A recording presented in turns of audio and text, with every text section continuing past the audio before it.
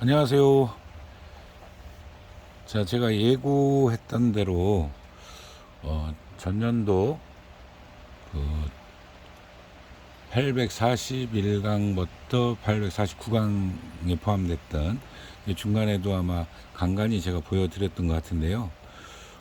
굉장히 심각하게 뿌리가 망가진 것, 그리고 흰손 깍지벌레 감염됐던 것, 그거를 이제 치료를 반복해 가면서 이제 했었는데, 제 1차 치료, 2차, 이제 3차에 걸쳐서 이제 3년은 최소한 걸린다. 그리고 몇 프로 정도가 손실을 볼 거다, 이런 말씀을 드렸었잖아요. 그래 이제 지금 하나씩 좀 문제가 약간 있어 보이는 걸 위주로 쏟아 보려고 합니다.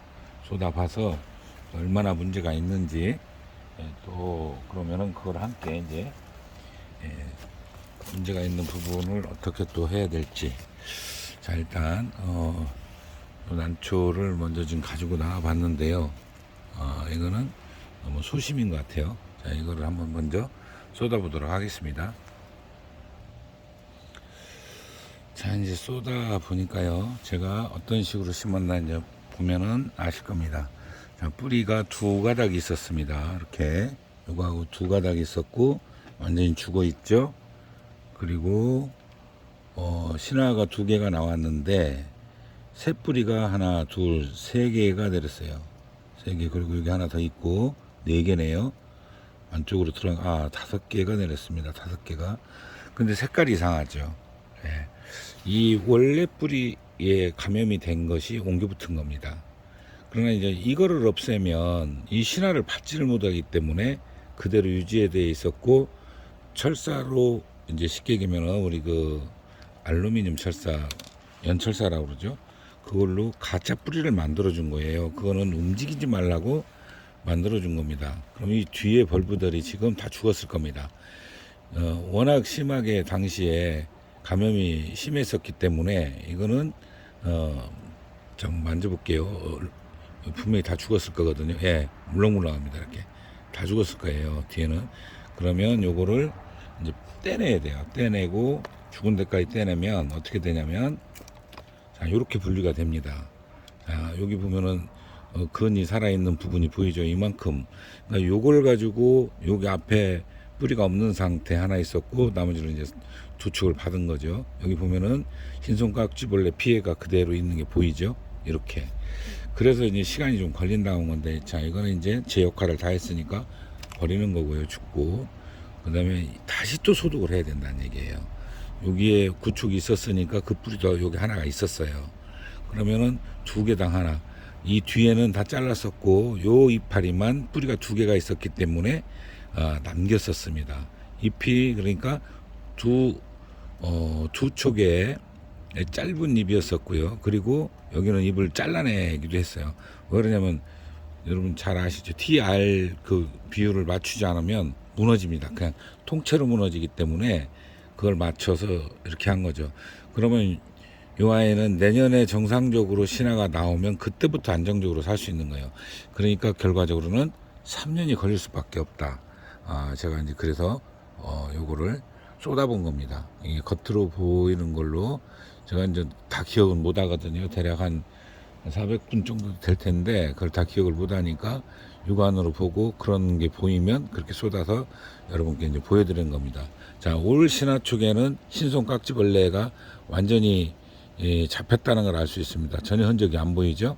바로 전년도 초까지는 다 있었는데 안 보입니다. 이게 그 이제 시큰을 가한 흔적들이에요. 이 안에 특히 기부 쪽에 그게 살아 있더라고요. 그대로 이걸 까보니까 그대로 살아 있었어요. 농약을 해도 농약이 그 안에까지 안 들어가기 때문에 그대로 살아 있었습니다. 자, 이거는 이제 다시, 자, 여기는 이제 파이톱토라 또는 뭐 피시움 계통의 역병류가 있는 거예요. 그러면 이거를 다치가렌이나 리도밀 또는 프리엔, 침지소도 좀 담궈 놓은 게 좋습니다. 대략 한 10분에서 20분 정도 담궈 놨다가 다시 심어야 또 이게 나머지 또 회복할 수 있는데, 그것도 6개월 간격이 가야 돼요. 그러니까 굉장히 손이 많이 가는 거예요. 한번 타격을 받으면 금방 쉽게 해결이 안 됩니다. 자, 일단 그런 지금 말씀드린 과정으로 걸쳐서 다시 심도록 하겠습니다. 자, 1리터짜리에다가 500배 다치가렌 제가 500배를 할 건데요. 그러면 2cc죠. 요 주사기로 2cc를 빼서 이제 넣었어요. 넣고 여기다 그대로 문제가 있는 데를 조금씩 제거하고, 일부러 그 원래 그 가짜 뿌리 철사로 만들어 준 건 또 이렇게 잡혀야 되니까 그대로 두었습니다. 자, 그리고 썩은 데만 제거하고 좀 더 이제 이렇게 한 다음에 침질을 한 다음에요, 다시 핀셋으로 나머지 부분 제거를 해 주시는 게 좋습니다. 아니면은 거꾸로 하셔도 되고요. 아니, 그게 바로인지 모르겠네요. 먼저 하고 하셔도 되고 나중에 소독한 후에 하셔도 됩니다. 자, 조금 처음에는 어느 정도 좀 깊이 듣다가 어느 정도 겉 2분 나와도 되니까요. 이렇게 해서 대략 한 20분 정도 합니다. 잠시 그러면 기다려야 되겠죠. 자, 이제 소독을 끝내고 이제 다시 심었습니다. 심은 상태예요. 자, 이 상태로 좀 전에 이제 뿌리를 보셨지만 그 뿌리가 2차 감염이 또 온 겁니다. 즉 어쩔 수 없이 남겨놨던 그 뿌리를 소독을 하고 심었음에도 불구하고 금방 잡히지 않는다는 뜻입니다. 대부분 그 파이톱토라 계통이 쉽게 안 잡히는 것 같아요.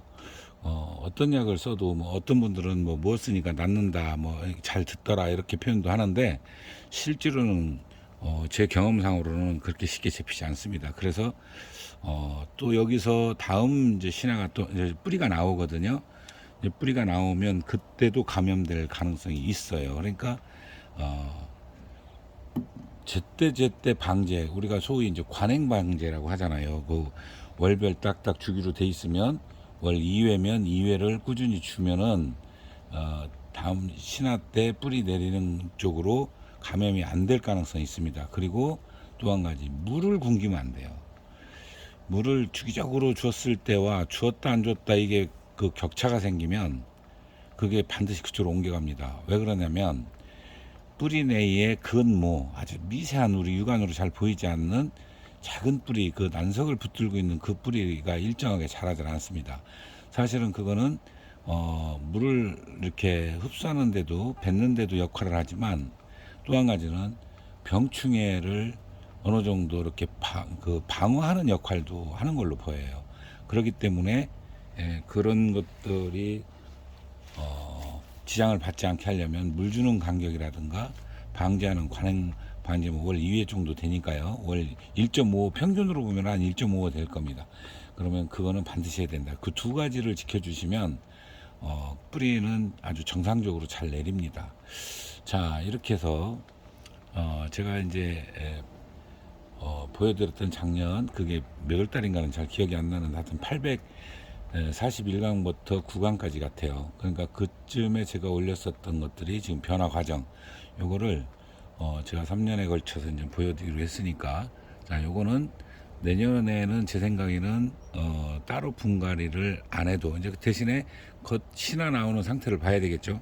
자, 올해 나온 신화가 2개가 나왔어요, 공교롭게. 그런데 하나 나왔으면 더 컸을 거예요, 아마. 그런데 여기서 나오는, 이쪽은 안 나오고 이쪽은 나올 가능성이 있습니다. 그러면 그때 나오는 신화가 얘보다 크면은, 이 아이보다 크면은 문제가 안 됩니다. 그러나 여기보다 작다 그러면 그게 또 전이가 돼서 뿌리가 문제가 생겼다는 것을 예고해 주는 거니까 그걸 보고 판단하시면 됩니다. 자, 오늘은 여기까지입니다. 감사합니다.